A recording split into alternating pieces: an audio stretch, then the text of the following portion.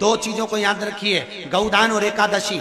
श्रीमद वल्लभाचार्य जी ने मायावत का खंडन करा था जगन्नाथपुरी में, और श्रीमद वल्लभाचार्य जी ने कहा था एकादशी मरने के बाद मत दो, एकादशी जीते जी दो। कहा था कि नहीं कहा था? जीते जी दान करिए। इसलिए जगदीश में, जगन्नाथपुरी में एकादशी उल्टी लटकी हुई है। करें आपने दर्शन?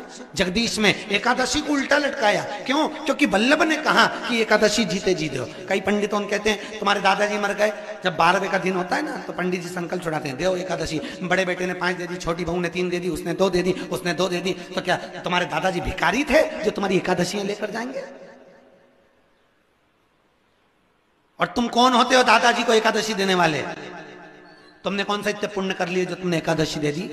एकादशी के दान की महत्वता श्रीमद वल्लभाचार्य जी ने कहा कि कोई व्यक्ति अगर खटिया पर सड़ रहा है, पलंग पर तड़प रहा है, हॉस्पिटल में पड़ा हुआ है, तो निवेदन है कि उसको देखने जाओ तो अपनी करी हुई एकादशी में से 2 एकादशी का दान उसको तुरंत दे दो। क्यों? तो जिससे उसको मोक्ष मिल जाए, मरने के बाद नहीं।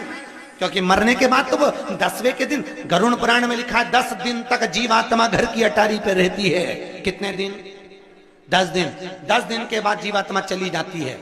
कहां जाती है? उसको जहां जाना है। 3 दिन में उसको भोगना पड़ता है जीवात्मा को।